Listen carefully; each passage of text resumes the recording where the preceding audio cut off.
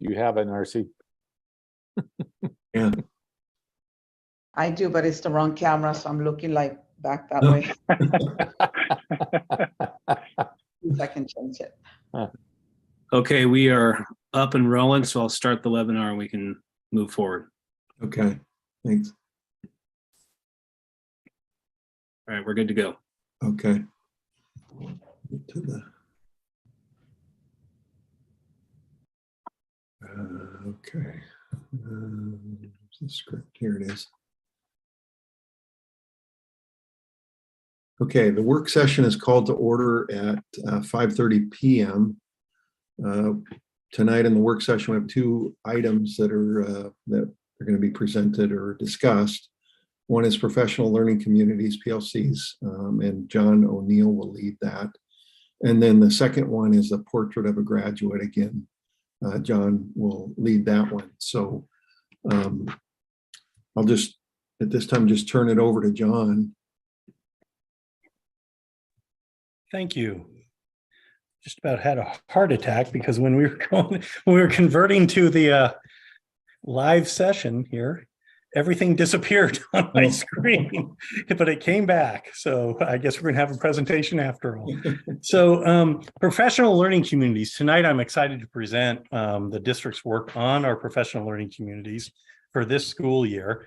As Brad Befero will know, we instituted professional learning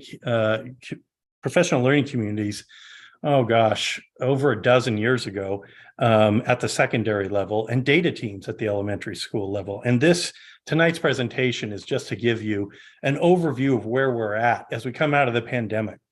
As you know, we have three primary areas or priorities of instructional improvement: improve core instruction, implement an aligned multi-tier system of support system, and active grade level or subject matter professional learning communities. So again, data teams and PLCs were first instituted in the Forest Grove School District in 2008. Data teams were implemented at K4 and professional learning communities at grades 7 through 12. Data teams focused on prioritizing the examination of student data to inform data-driven decision makings. For instance, tier 2 and tier 3 interventions of kids that didn't get the main core instruction, and tier 2 are interventions within the classroom, and tier 3 are interventions outside the classroom. PLCs, grades 7 through 12, prioritize the instructional practice and follows Rick DeFore's research. So present, as of today, we need to align those PLCs K-12, PK-12. So another factor at play in our district is 50% of our general ed funded staff have been hired within the last 5 years. So we're basically starting over with scratch with half of our teachers. When we talk professional learning communities, we're needing to catch them up rather quickly. So pandemic interrupted data teams at K4 level. They focused on 100% and 20% RTI meetings or MTSS. So we are going to transition to the PLC format, and we're in the process of that this year. So they continued for grades 5 through 12, PLCs, professional learning communities, teachers meeting together to examine best practices, identify best practices. PLCs are easier at the secondary level as teachers are specialists at the secondary level. Teachers, for instance, teach math, or they teach science, or they teach social studies. At the elementary, they're generalists and they teach all subject areas. And again, the K4 focus more on 100% and 20% meetings during the closure, the pandemic in last year. So the need for this year is to reset our PLCs at the elementary level to improve core instruction and continue refinement efforts at grades 5 through 12. So why PLCs? The impact of professional learning communities is dependent upon the structure and the quality of discussions between teachers following the PLC cycle. And I'll get into that shortly. But John Hattie's research on what leads to academic growth, an effect size, or an impact a practice has. If it has a 0.4 impact, we can generally expect a year's worth of academic growth. But when we're looking at the impact of professional learning communities, the use of teacher estimates of achievement are key factor in professional learning communities. And that's a 1.62 effect size, the highest we know. Second is collective teacher efficacy, and that's a 1.57 effect size. So nearly 4 years worth of growth as attainable within 1 year. Providing ongoing feedback is another 0.73. And the reason why I highlighted that out of John Hattie's research is because that is the research that is correlated to the impact of professional learning communities. In other John, words, yeah, go ahead. do you want, if they have questions moving, we're ripping through a lot of vocabulary here. Sure. So do you want questions as you're moving along if they have any questions? Absolutely. Please. Thank you, Dave. Yeah. Does anybody have any questions at this time? Okay.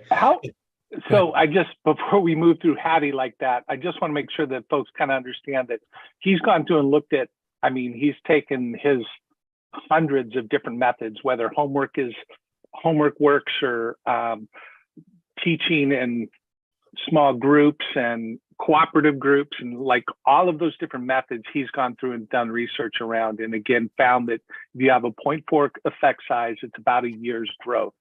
So again, the PLC things that John pointed out here show some pretty large effects. So I just wanted to make sure that you didn't have questions about that part of it. So maybe I can ask a question, John, if we can go back Sure. to the slide. You bet. The one that was the highest, which one was it there? It was a 1.62. Yeah. So so give me an example of use of teacher estimates of achievement. What is that? That's teachers collaborating and identifying what practices they've employed thus far, and if they implement these collective, collaborative efforts, they are estimating the identified outcome for that. What percent of our students should be able to master this, and that's basically my understanding of it. Dave. Yeah, I would point at this. This first one is really it's when teachers are working in their PLCs and they're looking at the students' formative assessments, and then together they're beginning to provide feedback to students around that performance and how close it is to their the standard, that kind of thing. That's that part of it. And then the second one, the collective teacher efficacy, is this idea of working in groups around the DeFore's 4 questions. So that's kind of where those are pointed at.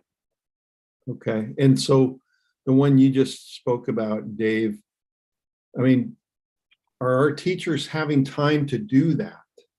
Because that takes a lot of time. Right? Looking at formative assessments and looking at a classroom full of students and differentiating the scores and then communicating that to students, that's pretty time intensive. So John's going to go into that some more as we move along here. Okay. But I will just point out that one of the reasons why PLCs are really important to us right now is because our ability to pull staff together for PD is really challenging right now. So us providing CIT times for them to work together is critical, because we're really struggling with our getting teachers together for other PD opportunities. I'll quit talking, John, sorry. Okay. Oh, no. You're good. I love it. Thanks for interrupting me. And Brad was with our team that went back to Lincolnshire, Illinois, and saw Rick DeFore's former high school. We took a huge team, a couple board members, and what you just identified, Mark, is exactly what we identified, and how they addressed it there was a late start Wednesdays.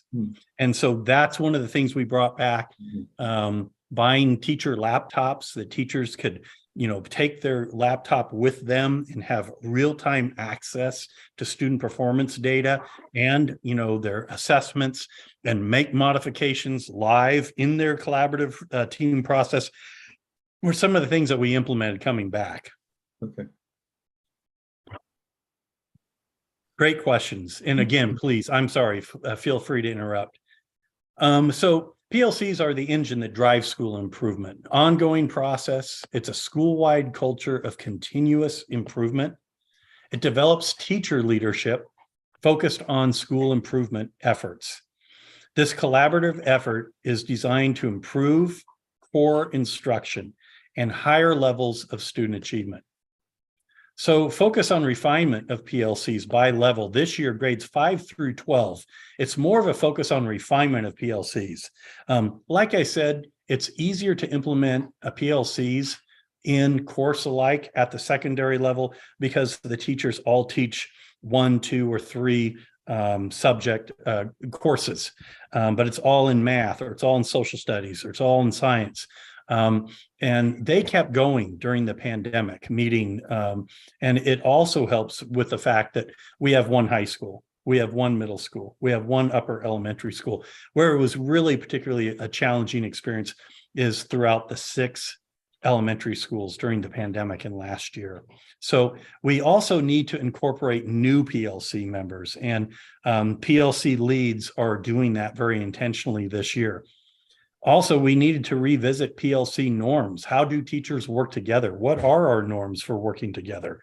And institute new PLC minute forms. So when the PLC meets, they identify and address challenges that they're facing and the curriculum that's coming up, and they're examining data. And I'll get into that here in a moment.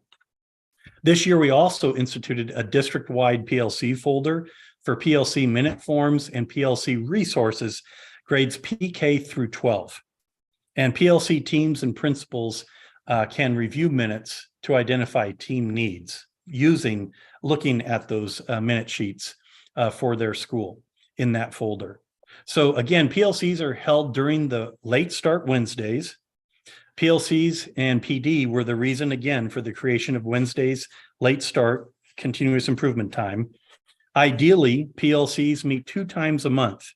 Right now, it's 2 times a month for Tom McCall, and the other 2 times are for professional development. And that's occurring 2 times at Tom McCall per month and 2 times a month at NAMS. The high school elected to do 3 times a month. Again, that they have really refined their professional learning community's efforts, and they're really at a high level of performance. And instead of 2 1-hour professional development opportunities, they wanted to go ahead and increase to 3 professional learning communities meetings a month because they found it so valuable. That is professional development with our teachers. Elementary PLCs meet to share literacy and math instructional practices. Again, at the secondary, it's course alike.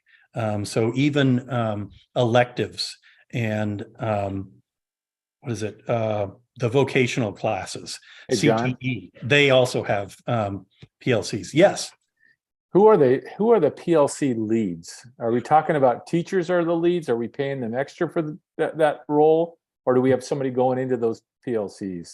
That's an awesome question, Brad. One of the things that we were just, racking our brains on is at the secondary level, they have PLC leads. It's usually the senior teacher in those courses, especially with the new staff. But at the elementary level, it's really challenging. And one of the things that I met with Dave about and said, hey, Dave, this is a big challenge for us. Who is going to take the lead? And so what we decided is to institute PLC leads at every school in every grade level.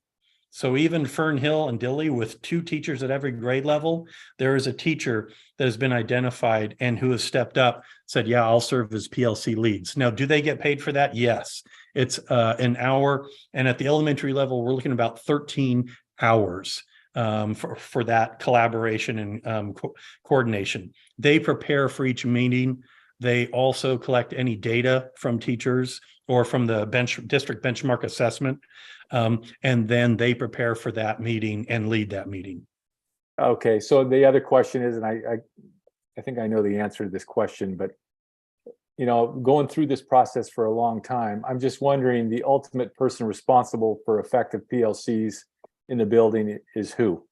The principal. Okay. Yeah. So even at the elementary levels, and that principal's responsible for the effectiveness of those PLCs. Yes, and that's a great question too, Brad. And that's what led to us creating a PLC folder that the principals can take a look at. And when Dave and I meet with principals, we can go ahead and look through those folders. Dave and I have access to that as well. And so do the district coordinators to see big picture, what kind of PD do we need district-wide? And in our meetings with individual principals, okay, so what are you noticing? What are you noticing with your professional learning communities? What do we need to focus on? Math, literacy, and in each of those areas, what are the needs that your teachers are identifying to you? Okay, thank you. Yeah, great question. So these are Rick DeFore's 4 critical questions, and each PLC meeting answers these. First of all, what do we want all students to know and be able to do? What is the curriculum of the lesson and the unit coming up? Then how will we know students have the standards of focus if they have met the standards of focus? And then how will we respond when students do not learn the standards of focus? And how will we respond when students have learned or already know the standards of focus and they need enrichment opportunities that align with the core curriculum? So, yeah, was there a question? Okay, so the 3 big ideas of PLC. Oh, I think Kate raised her hand. Oh, I'm sorry, Kate. That's I all can't right. screen share and see, so please just interrupt. I'm sorry. I was a little late No, you're good. hitting the button. So give me an example of standard of focus. So what standard is it 1 digit by 1 digit multiplication? Okay. Is it 2 digit by 1 digit? Is it carrying? Okay. Does that make Okay. sense? And Yeah, I get it. It's I just get our it. standards. Yeah. Yeah. Okay. Yep. Thanks. You're welcome. So the 3 big ideas are focus on learning in DeFore's format. All participants must be willing to examine all practices in light of their impact on student learning. And if we're not getting the results that we want, we need to change instruction and practice. Also, there's a focus on collaboration, cultivating a collaborative culture through the development of priority learning outcomes, common formative and summative assessments, and a willingness to reflect on results. And the 3rd big idea of PLCs is focusing on the results. Assess the effectiveness of instruction on the basis of results and make instructional decisions early in the process to support student learning. So what does that look like? This is the PLC cycle. And a regular PLC meeting can complete this entire cycle or portions of it. In some instances, particularly at the elementary level, where there's generalists involved, it takes 2 full PLC meetings to go through an entire cycle for like literacy or math. So basically, teachers look at the formative assessments. What do we want students to know? And then let's assess them now. How much do they know already? And that's where those students that already know those skills, okay, now how are we going to plan for those students? And what kind of extension opportunities are we going to intentionally provide our students so that they experience a rigorous learning environment? And then data analysis. From that assessments, what kind of instructional modifications do we need to make? Do we need to go back and teach a prerequisite skill during bell instruction at the beginning of a period before we introduce the lesson content? And what kind of interventions and extensions? Interventions for kids that are, need that refocus on foundational learning and standards, and those that need those extensions for next steps in terms of learning. And then curriculum design and pacing. So if we're in a professional learning community, we would say, okay, Kate, how are you teaching this skill in this unit that we're all teaching? Brad, how are you teaching it? How am I teaching it? And then we would go ahead and take a look at those results. And if Brad got 90% and Kate got 85% and I had 70% of my kids meeting, that's where the conversation really becomes meaningful, because I need to know, what are you two doing that led to that higher level of performance for students? Dave, you unmuted. Did you want to say something? Oh, no, I was just unmuted, but I would say again, we've, in our 20% and 100% meetings, it's at the elementary level, this is all kind of wrapped into one, one cycle. We're still trying to work out kind of how to do all of this with those generalists. And so we've got buildings who are running this better than others. And I think that's part of this alignment, is trying to get everybody up to speed with what the methods are, and then also looking at kind of processes and helping each of those buildings. Again, John's idea around trying to get somebody in every grade level in every building who can help foster this process, because it's a hard process, and there's a lot of different places that it's going on. So that's all I would say about this. Excellent. Thank you. Yeah. And the principals need that added support, as Dave said. Yes, Mark. Just so when you look at the results of the assessment, I mean,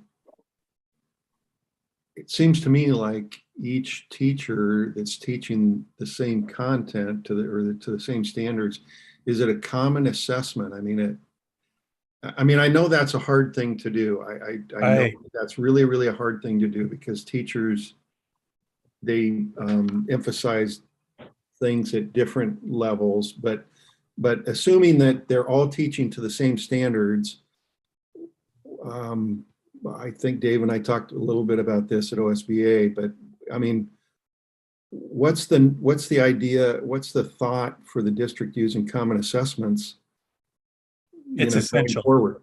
I mean, it's essential, and we don't identify those assessments. It's that PLC team. Okay, that's where the real power comes in. They determine the assessments. Is it going to be part of the Go math? Are we going to incorporate some of our own questions? Depending on that formative assessment. But yes, Mark, to answer your question, those formative and summative assessments that the team identifies is essential. So are they? Yeah. So for example, I mean, if you're doing a physics unit on motion or something like that, 9th grade level, all of the 9th grade teachers are giving, I mean, almost, I mean, maybe there's a little variant, but the same assessment on those standards, correct? Yeah, Karen's over here nodding her head. Okay. Yes. All right. I would say, Mark, Yeah. that at the high school level, Yeah. the use of some common formative assessments is probably more further along. Right. I think where we're at the K4 levels, where this gets a little more challenging. Right. And I know with math, Brenda's done some work, especially at the 5th and 6th grade level, and now at the 3rd and 4th grade level, where they do run a common assessment, and then they come back as a team to begin to discuss, okay, what are some of the instructional ideas? But that's a lot of the alignment that we still have left to do, is are all buildings, all grade levels doing this well? Yeah. I think that's still some of the alignment we have to do. Okay.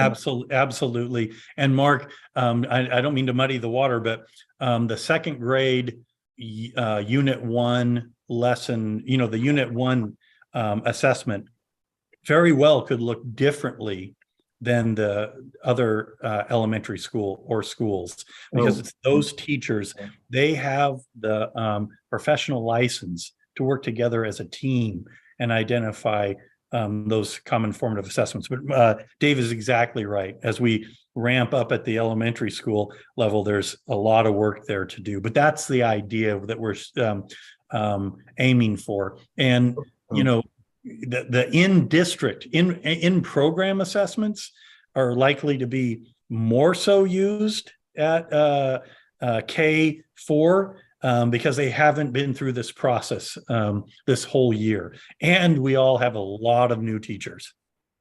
Okay, but even though that you said that they might look a little different from building to building, they have to be, I mean, it's based on standards, so they have to be very similar to, right? I Absolutely. mean, they can't be too far. I understand some a little bit, but they really can't be too far off. I mean, Well, that was one of the principles that you shared with us earlier, John, is that there needs to be common assessments, formative assessments. And I think discussions years ago was trying to move in that direction.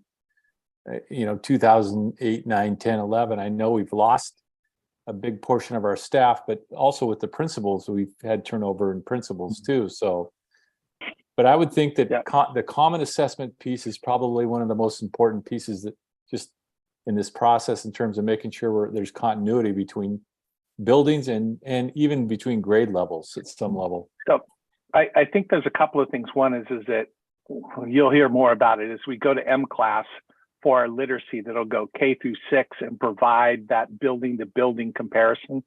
So there will be that. But again, them in their PLC, learning from their experience, they just have to use it in like building to building. When these PLCs are not necessarily comparing instructional practice building to building, and that would need a common formative assessment between the buildings. But right now it's what are you learning in your grade level in your school, where they can then use more of their own personal kind of local assessments rather than having to coordinate every building's using this one CFA. Common formative assessment. Now I'm throwing around the jargon, sorry. No, you're good. These are great questions. And this is why it's a priority for our district this year, one of the 3. So PLCs need to build a collaborative team culture. They need to establish team norms. Examples of what I mean by that are like be on time, be prepared, be supportive, bring data, share practice. And then when you do share practice and routines, do it in a non-judgmental way. There's no shame, no blame. That's one of the mantras that Brenda has used for years with the elementary level, particularly at 5-6, especially when looking at data. At some units, a teacher might be having the highest outcomes, and another unit with another set of standards, the other teachers might be higher. So just sharing and learning together and just maintaining that positive growth mindset is a must for ourselves and for our students. And then creation of elementary PLC team leads. I talked about that. There's a team lead at every grade level for every elementary school. We need to plan and facilitate PLC meetings and set that agenda, and they're taking that responsibility on. And then they're using a common Forest Grove School District PLC minutes form. And then they share that, like I said, with the principal and CNI coordinator and TOSA. So I'm going to try and do this. Yep, there we go. This is Cornelius. It says Cornelius Elementary. We've personalized it with their mascot. Here they enter in their grade level, the subject, the date, the PLC members. How many do they have based in their school? What unit are they looking at and what standard? And then here's where the DeFore questions come into place. What do we want all students to know or be able to do? And clarify the standards and the target of focus as a team. Question 2, how will we know if students have learned the standard of focus?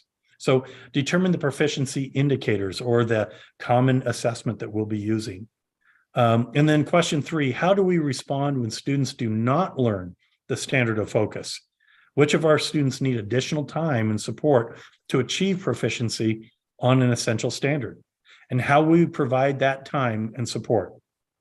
And then a question 4, how we respond when students have learned or know the standards of focus. So what extension enrichment opportunities we would have. So during the PLC minute meeting, the PLC lead will fill this form out. And then here's some follow-up questions. As a team, what areas give our students challenge? Where did they struggle? And then which instructional strategies were used by teammates whose students performed really well? And what skills did the proficient students demonstrate in their work that set their work apart? And then what area where our team students struggled, what do we believe is the cause? And what's our plan for improving results?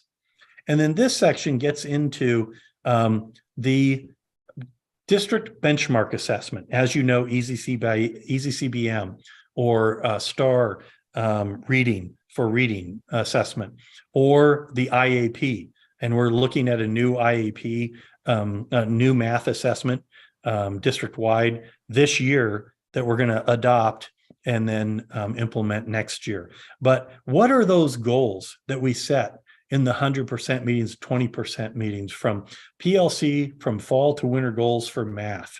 What percent of our students will move from high risk to some risk? And the percentage of students will move from some risk to low risk on the IEP or math benchmark assessment.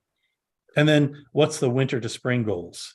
And then our PLC fall to winter goals in English proficiency, and then winter to spring. And then for Spanish literacy, we had to add this to our form for our dual language and Spanish literacy schools. So this is the form that teachers are using collaboratively, and this is the main part. They fill this part out at the beginning of each semester in the fall and in the winter, and then they examine it in the spring. But these are the questions that they really interact with on a regular basis. Is there any questions on that?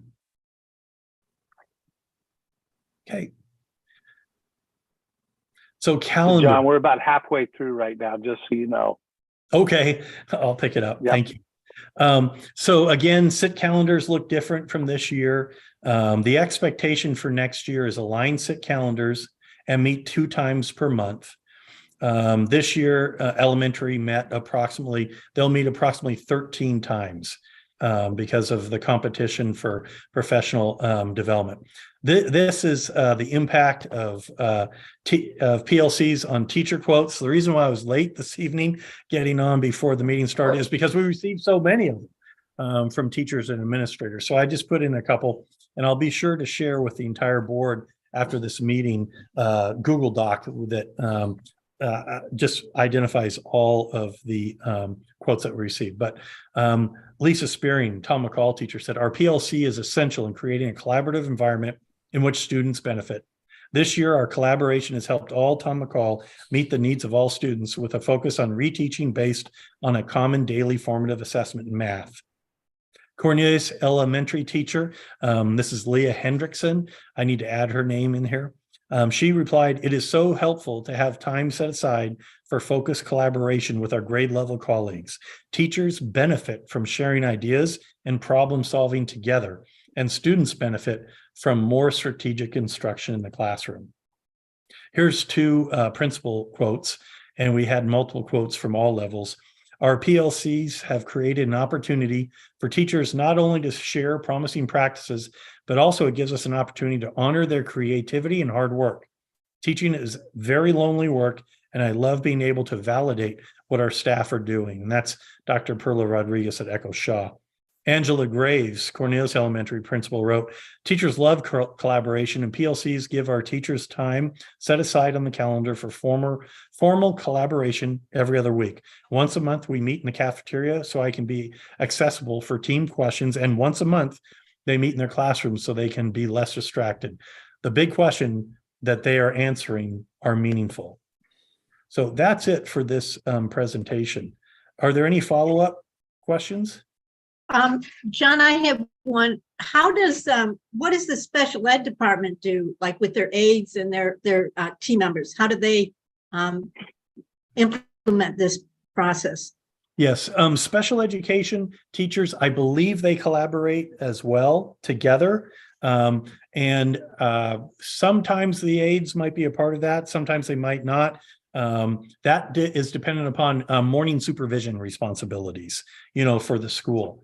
But I know that they are talking as well, Kate. Mm-hmm. So how does the accountability go to you and John from special ed? I'm sorry, what, Kate? How does the accountability, so you said that you and John review what's happening in the PLCs at the elementary, and that, so is that a process that you do for special ed too? I need to double check on that for the elementary. Yeah. At the secondary level, that is, but I'm not real clear on the elementary level. and Kim couldn't be here tonight, so we'll ask this question and we'll push this. I'll push that answer out to the board later, like on a Friday memo. Yeah, because I would think that if they have needs Right. within each school district, that you guys need to be addressing that also for those students. Absolutely. And just a reminder, the special education students are in these core classes. So they're getting that level of support from the core classes. And I know in the 100% meetings and 20% meetings, there is strong special education support in those meetings in the fall, winter, and spring. But I need to follow up on that, Kate. That's a great question at the elementary level. Well, and the reason why I bring it up is that when we look at academic progress, the special ed, and there's reasons why, but the special ed kids seem to be not making a lot of progress. And it's not only in our school district, but it's across the country. And so anyway, I'm just curious. Thank you. Yep. Hey, John, is Karen with you right now? Yeah, she is. Why don't you ask her how they handle that in their building? How do you handle special education with PLC time? So special ed meets as a department. She's coming over. Sorry. It's all good. Good question, Brad. The only reason I asked that is Yeah. because I know we handled it at the high school level the Yep. way we've always handled it, I think. So I just want to make sure. So special ed, they meet as teams. So the special ed department meets, they review how their students are doing. They talk about strategies that might be working for students, whether those kids are maybe on modified diploma and in their special ed classrooms, or whether they're supporting kids in the regular mainstream. We've toyed with the idea of actually our special ed case managers going to some of the core PLC meetings. And that's just logistically really tough to pull off. So right now they're meeting as grade level PLC special ed teachers. Are the instructional staff involved at all? The instructional staff are involved, not always though. So it really just depends on what else is going on. Sometimes there's training needs that need to happen within the special ed department specific to some of the IAs and student needs. And so we're really flexible with what that Wednesday morning sit time looks like for our special ed staff. So if there's a large core group of special ed students in a say math, is the special ed teacher involved in that PLC at some point? At some point, ideally, yes. Okay. Yeah, and it's easier in some ways, in some areas than others. Ninth grade teams, it works really, really well because we've got not only the PLC, but also the teams going on. So there's a lot of collaboration that can happen there. Some of the PLC structures can be a little bit more challenging. Just because we're trying to squeeze two core PLC meetings in, sometimes 3 every Wednesday. So it's like bouncing around to the names change, but they're the same issues. Exactly. Yeah. So the principals. Chairs on the Titanic, right? Yeah. Yeah. Thank you. Yeah. Titanic.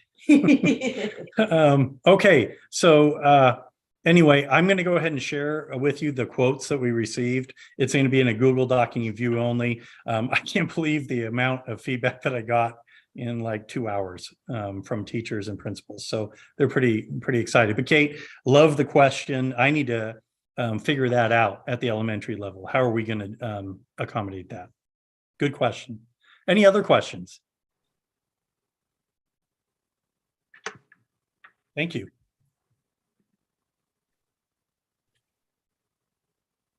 Okay, I think you're off to your next one. Okay, let's see. Something just happened and everything disappeared. Again.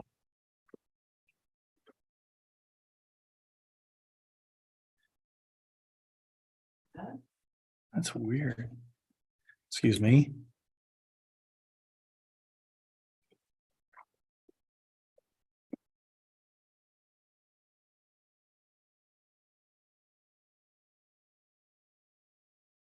So while John's bringing that back, what I can tell you is last spring we presented data where we went out and got feedback kind of around the student attributes. And so John and our teaching and learning is continue to kind of work on developing this portrait of a graduate. And so he just wants to give an update on kind of where we're at with that work. Still lots of things to figure out here, but just wanted to kind of do that part of it. And then I was kind of given the transition for John here.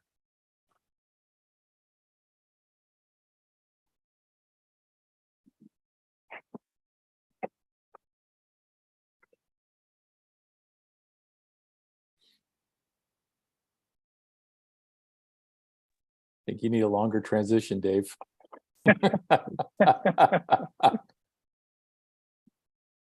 Well, while he's doing that, I'll also say that we're working with Battelle for Kids for the strategic planning too. So as we begin to dig into and start to work on the design, it's nice that they're also the folks who are working with us on the portrait of a graduate. So this will all kind of fit together so that the work, and they've led many, many other districts through kind of the fulfilling of this work. And now I'm going to turn it back over to John. I apologize, everyone. I don't know what happened. I saw it all there and it just disappeared. Okay, so like Dave said, thank you, Dave. The portrait of a graduate, when we're talking about instructional visioning and transforming educational systems, it begins with a vision.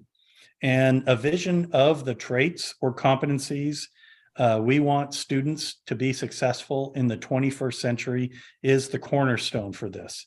So when we're talking about a portrait of a graduate, it entails a process that involves getting stakeholders' feedback to identify the traits and competencies all graduates need to possess. And this information informs the development of a portrait of a graduate. It creates a collective vision which guides system transformation and exemplifies the community's goals, aspirations, and dreams for their students upon graduation. Portrait of Graduate unites educators and communities through a shared vision for all children, one that's developed locally, but positions our kids globally. And the Portrait of a Graduate is the North Star of a district. It is our guidepost. It provides the lens used for school and district planning. It provides the outcomes for a district strategic plan, and it informs the district budgeting process in terms of priority outcomes. It identifies the attributes or traits or competencies. Those terms are all interchangeable. A community has identified for students that they have upon graduation, and it leads to an aligned instructional visions. So Dave did a lot of work when he came in, and he did a lot of community sessions in the Grove Room, and he came up with the maxims with that feedback from all stakeholders. We stand strong, we adapt and grow, and we care deeply. The thought exchange prompt sent to teachers, staff, parents, and communities most recently: think about a student walking across the graduation stage who's ready to successfully transition and navigate the world beyond high school. Which characteristics, skills, mindsets, and behaviors will this student need? And we needed strong participation by stakeholders that led to the identification of 6 traits or competencies. So to do this work, like I said, Dave and Cabinet did a lot of this, and Dave has shared that with the board and with our entire educational community at the back to school with the Portrait of a Graduate. But we brought 9 school and district instructional leaders to attend Battelle for Kids annual conference this fall. We examined several sample district portraits of a graduate from across the nation, and presentations were provided by school districts, students, and staff. We learned about the process, timelines, and communication plan needed to support successful implementation. And we learned about deeper learning activities that have students internalize the identified traits and competencies all the way from the elementary level up to the high school. And Mark, usually when they're talking about deeper level learning activities at the high school level, it's very similar to a senior project that all students need to attain. At the elementary level, we saw various presentations from schools, districts. That one school in particular, their elementary created a town, And what I mean by that, there was a post office, there was a store, there was City Hall, there was Parks and Rec, and they had students actually apply their learning in those various settings, and they had their own community, learning community, in which that deeper level learning of their core curriculum was used and implemented. Dave, did you want to share any about the deeper learning that you saw? No, I mean, I think there's still a lot for us to figure out here, but it's really kind of an authentic use of the kids would do projects. In the old days, it might be a science night where kids are utilizing all of the different skills to put together something holistic. And so as districts move through this process of these 6 attributes, they move towards these deeper learning opportunities. We're still a ways from that, but that's just one of the places we would go is as kids learn how to communicate, collaborate, critically think, they using those skills all in one big application somewhere is where these school districts have gone, and they call it deeper learning. Thank you, Dave. So what does a portrait of a graduate look like? At this time tonight, we would be doing a real walk. We have sample portraits of a graduate posted along the Grove Room walls for us to take a look at. But here's one example, Pike County Portrait of Graduate. And I don't have the main portrait, but hold on, I'm just saying, I'm gonna stop sharing to see if I can see if everything came back. Nope. Okay, I'm sorry, it disappeared on me. Well, let's do this because our timing is such. I think we take a little audible here because of what we really want to do is we want to show you some of the various different types of portrait of a graduate. So maybe what we can do here, John, is we'll put together some of those materials, and either you can come into the Grove Room and walk it, or we'll send it to you in a PDF just to get a look at what some other districts are. We'll continue to work on this as the year comes up and with our strategic planning that we're going to undertake.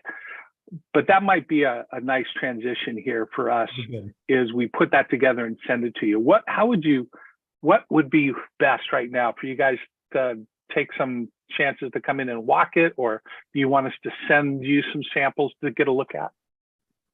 I personally would rather go in and walk through it and look at it. So schedule a time just to come over. Me too. I'd like to do that. Excellent.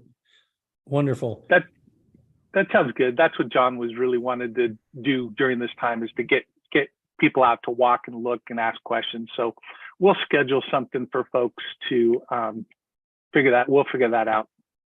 They're actually up on the wall in the Grove Room. Is that yes? Okay. We did. Go ahead. Can we just pop over when we get a minute and do that, Dave? Would you mind that?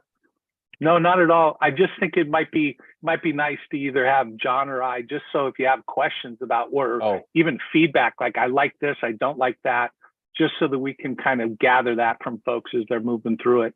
Okay. Good. Excellent. Thank you. And again, I apologize. Everything disappeared across the top of my computer. It's all right. Again, John and I were talking about this before this, because it's like once we take away the gallery walk, there's not as much to really talk about. So, right. Thank you. Okay. I think that that'll conclude the work session. Unless anybody has any questions for John before we leave. And if not, then I think what we've got is we'll close the work session at 6:19 p.m. and we'll reconvene for the regular board meeting at 6:30 p.m. So there's about a 10-minute or so break here. Thank you. Yeah.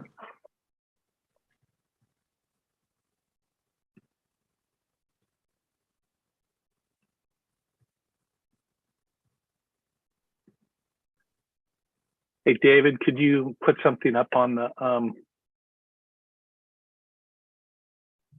I can give it a shot. I'm not quite as adept as Enrique is, but I think if we're all muted, we should be okay.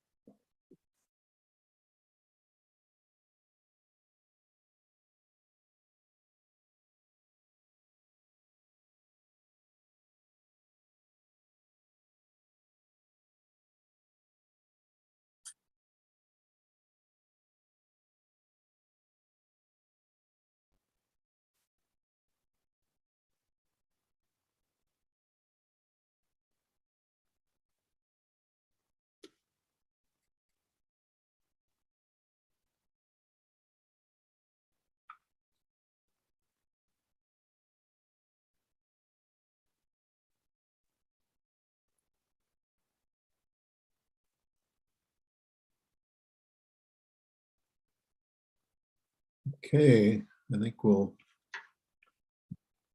get started here. So the November 28, 2022 Forest Grove School District Board of Directors meeting is called to order at 6:30 p.m. Roll call roll call of board members present. Kate Grandusky, Present. Brad Bafaro, Yes. Valerie Ingram, Here. Narce Rodriguez, Here? and Miley Vernon, student rep. She's at basketball, I think.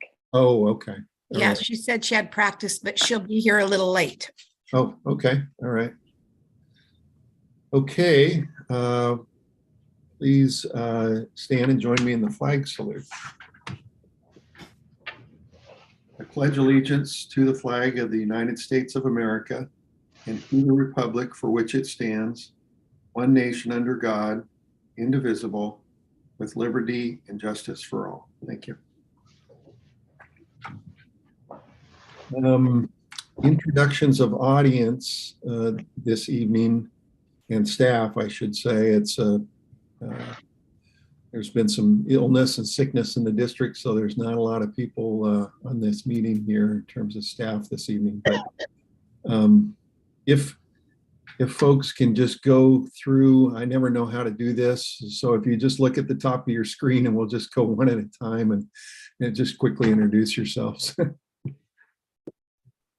John O'Neill, Assistant Superintendent. Kevin Marine, HR. Eileen Kloop, Finance. David Warner, Communications. And I think that's it for this evening. Okay, thank you.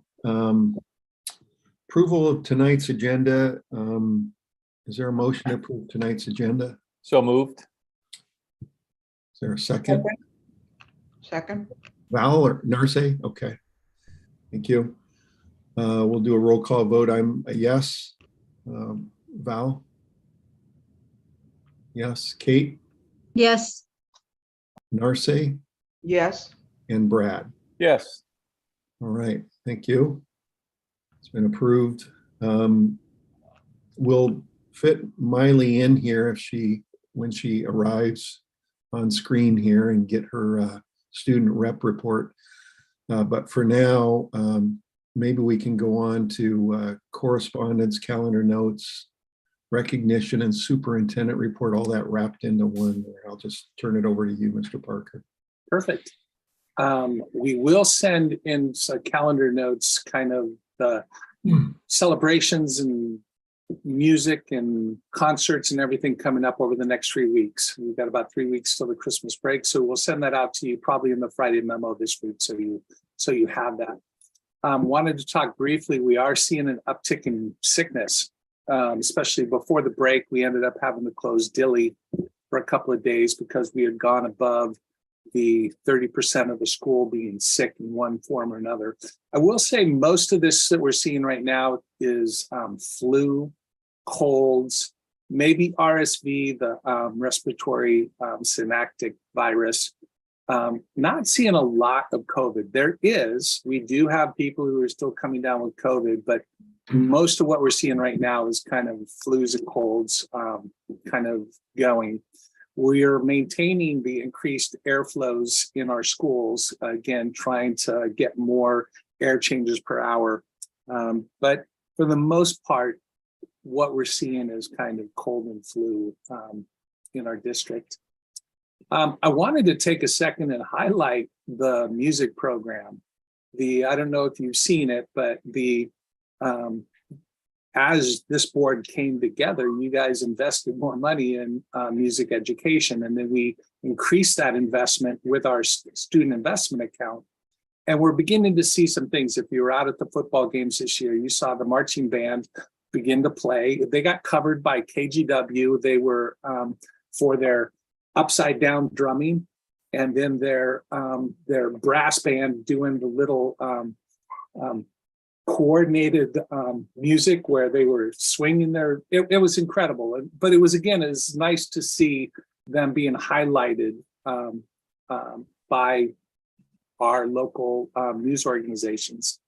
I also wanted to say that the mariachi band Tradicion had an article in the Portland Mercury highlighting their performances. Leslie Nunez took 22 students, founded the 22 student ensemble in 2016 at Pickathon, which was the event that this magazine article talked about.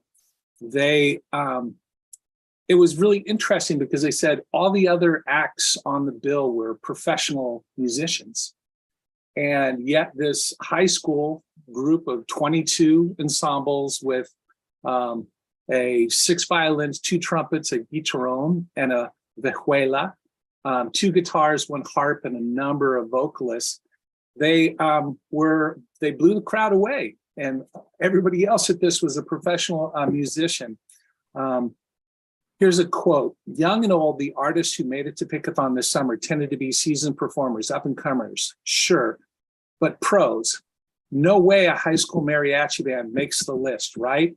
Except for Forest Grove High School's mariachi, whose sets wound up being the most electrifying performances of the festival."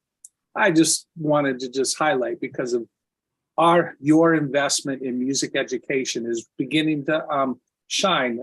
2 years ago, we didn't have a marching band, and they started it up last year. This year, we really began to see the efforts of the musicians. Originally, as I was getting here, we had those music teachers, they were going to 3 different buildings in a day. And by investing in this, you can begin to see kind of how this pays off. So I just wanted to highlight them for a second. I also wanted to say we've got Breakfast with Santa this coming Saturday. It'll be at the high school from 8 a.m. to noon. The Christmas Bazaar that has traditionally been at the Senior Center will also be at the high school, 8 to noon this Saturday.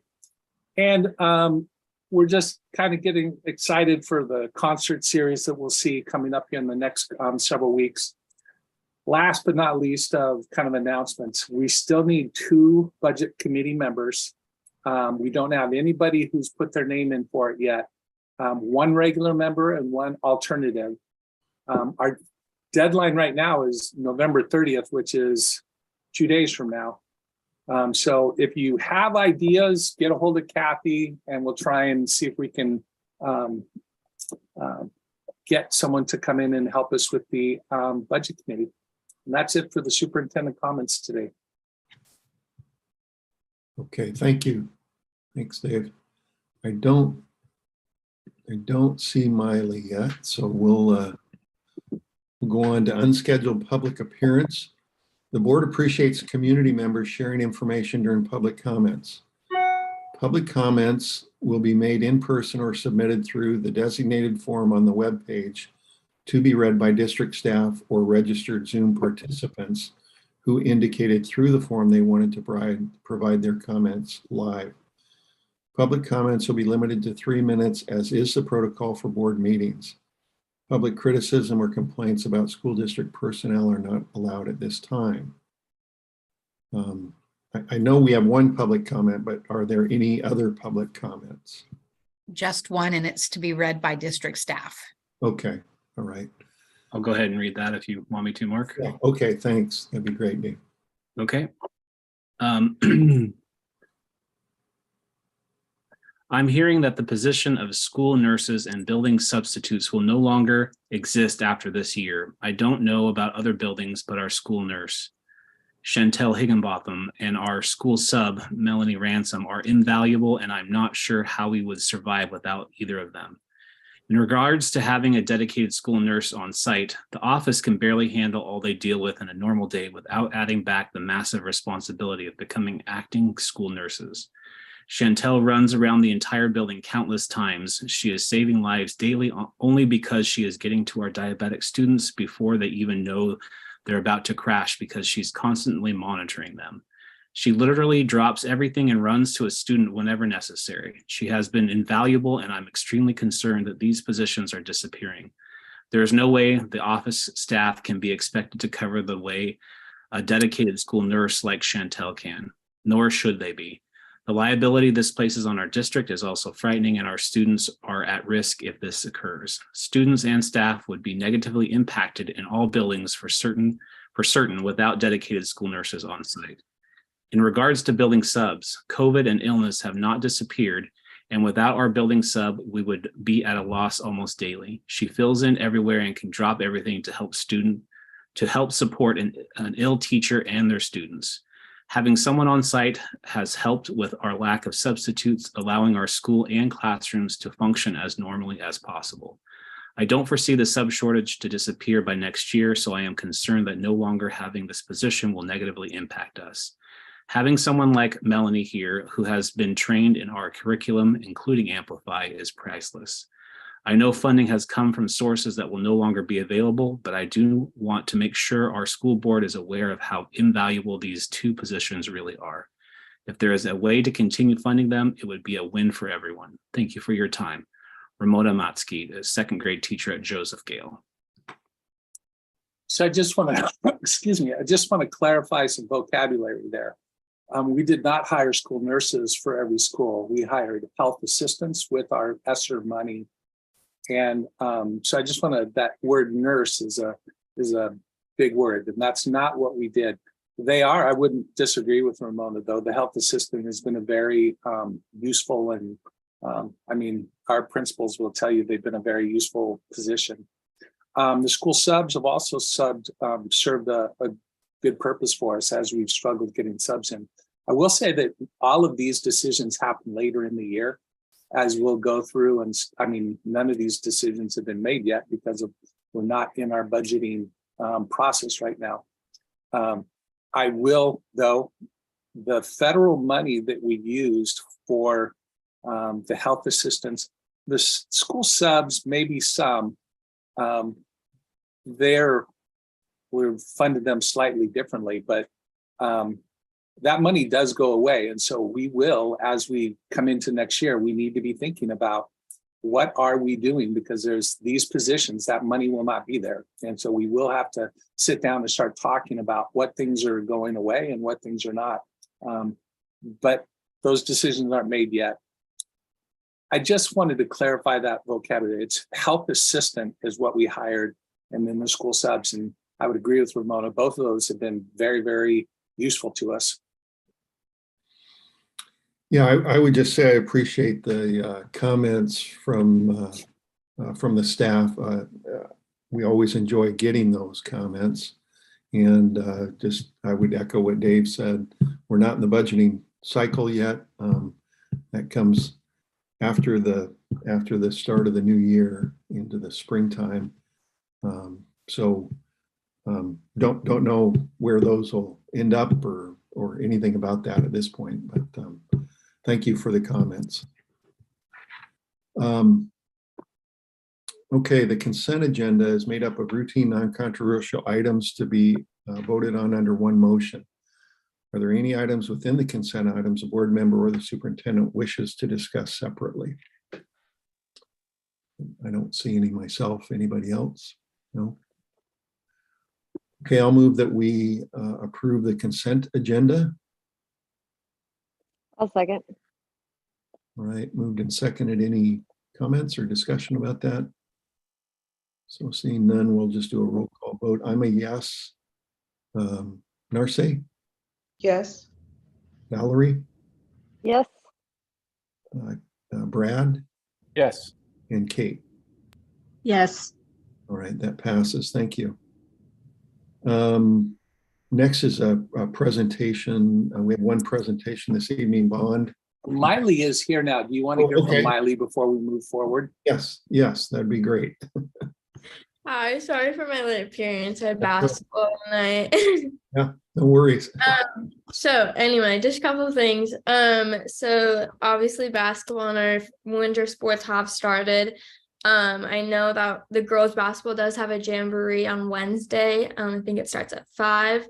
Other than that, ASB is kind of just working on planning for the future and making sure that everyone's doing something and not doing homework the whole time, which is been a little struggle, but it's something we're trying to overcome right now. And then I don't know, do you guys know what a sparrow is, or sparrow? Maybe no, I don't know. I'll explain it just quickly, but it's a kid that has a medical disease or illness of some sort and is someone that we get to help. And so we do have a sparrow this year. His name's Tristan. He's 5.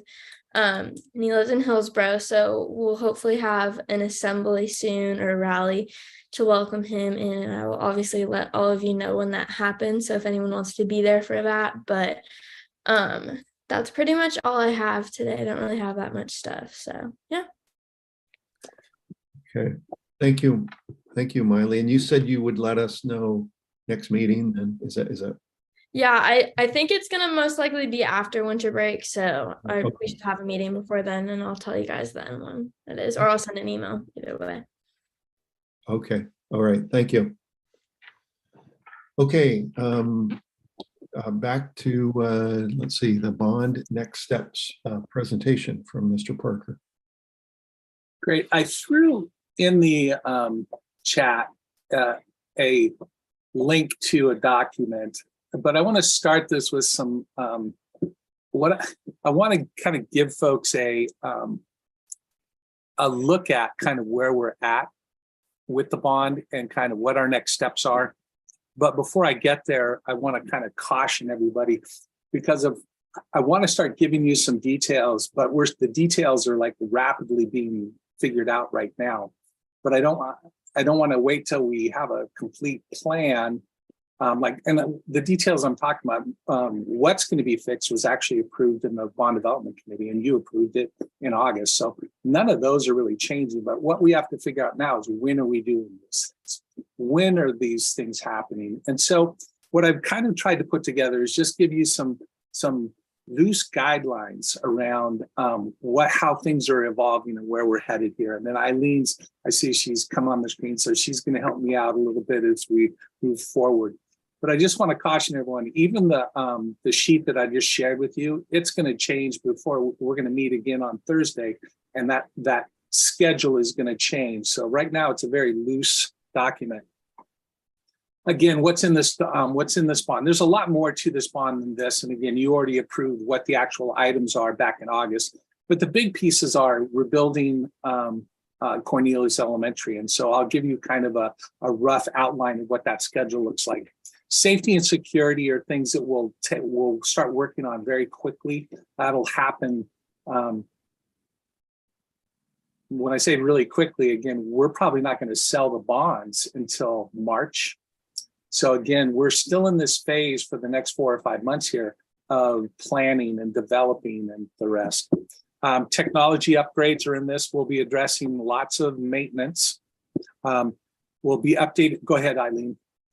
Okay, gotcha. We'll update pre-K classrooms at each elementary. There's 2 classrooms that'll get built at the high school that will basically, they'll take to restart their pre-K, which will also allow us now to restart the education pathway so that those kids actually have an educational environment to work in. Replacing those tracks at NAMS and Tom McCall will be something that starts out pretty quickly. I know you can't see it. That's why I shared the whole document. So you've got access to that. We can send you the document later too. But what I want to just point out to the beginning, this first top line is basically the Cornelius Elementary. And what I want to just show is this first line here is really the design portion. We'll be designing right through next December is kind of what the initial look at that project is. So the breaking ground won't happen until next winter sometime. So this next year will really be all around design. We're going to try and break ground on the 2 track projects pretty early. So the middle school track and the Tom McCall track will happen fairly quickly. Now, the rest of this, we're kind of breaking it out, but there's so many, like we're going to talk about Neil Armstrong because of the vestibule is going to take it's going to take a longer time for us to design that. But there's other projects that we've already identified, HVAC and some other pieces like this, that may happen faster. So that's why, as I kind of am talking about these different projects, they're all changing a little bit. safety and security is something that we'll get started on in this first year. So we'll be jumping right after that. Taylor Way, there's a small amount of things that are going there. And I think that's why that one needs a little bit more work. The Tomahawk gym floor at West is almost unusable right now. So this will be work that we'll start on, no, East, excuse me, gym East. Correct?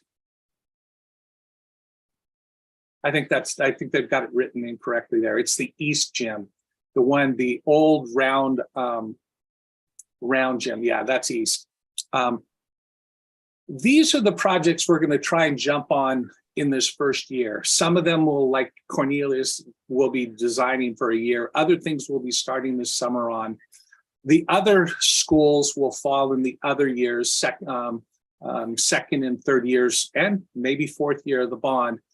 But we'll come back to you with more information about specifically where things are as we continue to work with Cornerstone to kind of get a project plan rolling.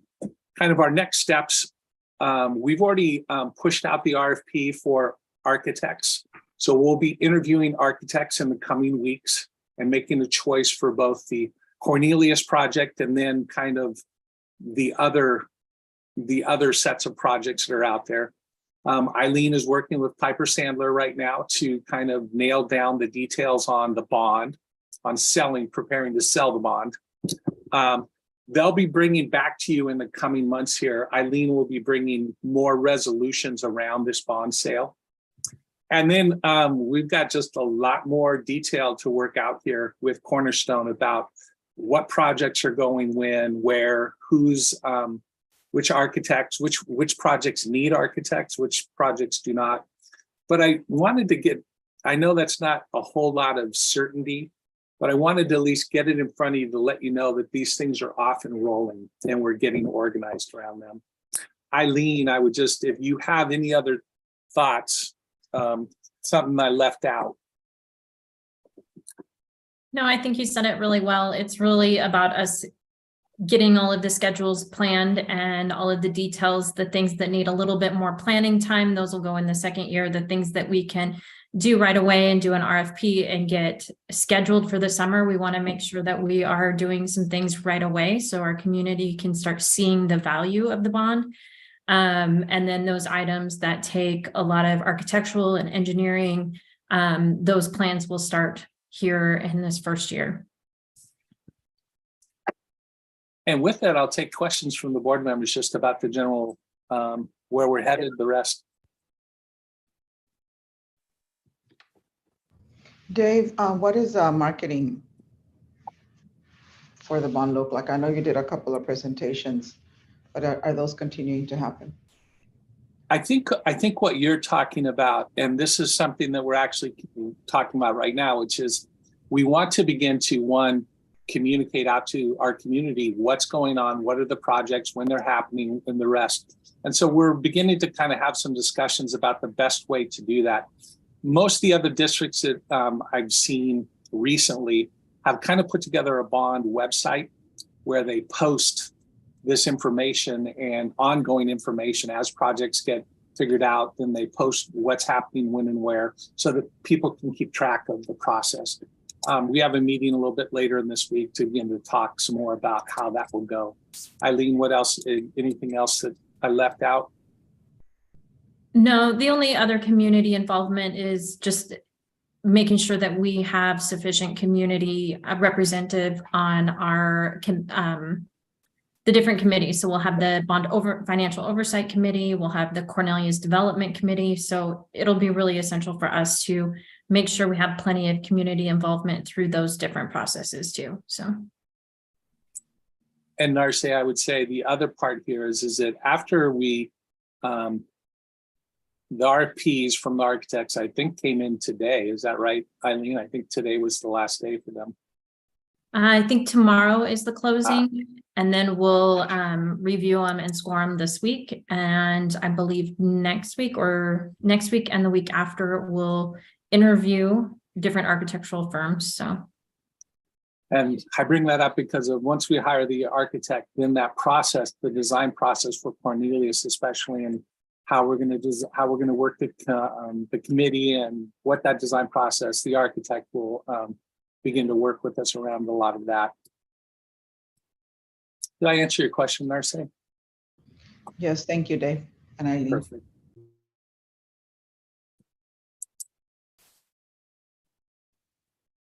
No other questions, I don't think. So, thank you. Okay, we have, looks like we have 3 action items this evening, and they're all OSBA related. So the first action item is OSBA Board of Directors, position 15. We looked at the applications at the last meeting, and there's one applicant for each of the positions. Well, one applicant for position 15 and also one for position 16. So, which we're voting on tonight.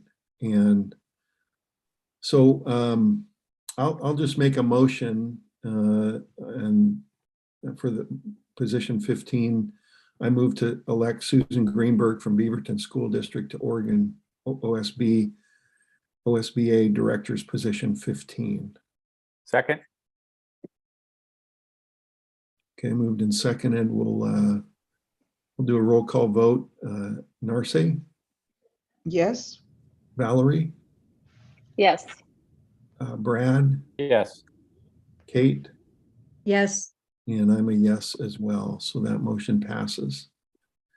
The second position is position 16, and this is Maureen Wolf, who has applied for this position. So I move to elect Maureen Wolf from Northwest Regional ESD to OSBA Director's position 16. Second. Okay. And we'll do a roll call vote. I'm a yes. Kate? Yes. And Brad? Yes. Valerie? Yes. And Narce? Yes. Okay, that motion passes also. And the third is OSBA Legislative Priorities and Principles Resolution, which again we had for review at our last meeting. And I move to approve OSBA Legislative Priorities and Principles for 2022-2023 as presented. Second. All right, roll call vote. I'm a yes. Narce? Yes. Valerie? Yes. Brad? Yes. And Kate? Yes. All right, so that motion passes as well. And I think that's the end of the action items for this evening. So last item on the agenda is future action items. Are there any items board members would like to add to the current list? Or are there any committees or other activities board members have attended that they would like to report on? So first one is is there anything that a board member would like to add to the current list? I don't see any. Okay. Any committees or other activities board members have attended that they would like? Well, we haven't been, I think it's been, I'm not sure we've had much opportunity really to attend much with the break and things. So I do know that tomorrow the Financial Oversight Committee's meeting, Brad and I, so we'll have a report on that at the next meeting. And maybe also, I think a couple of us are sitting and interviewing architects in the coming week, so we can report on that. But so if there's no other business, I am going to conclude the meeting at 6:59 p.m. So thank you, everybody.